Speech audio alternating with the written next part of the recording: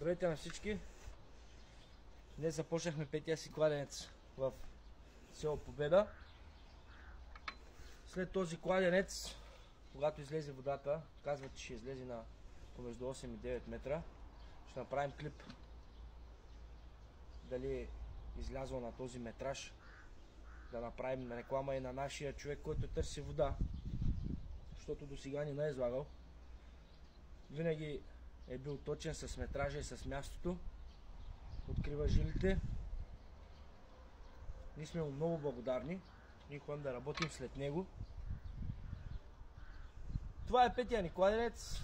След това заминаваме в Свещарево и още едно село, тук е Добричко. Ще се връщаме в Ведрина. В доста села в околието ще копаем. Скоро време ще ходим и в Разградско.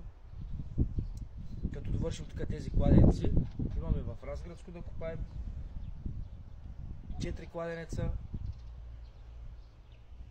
За информация се обаждайте на посочения телефон. Благодаря ви за споделянията, за харесванията. Желая ви лек ден!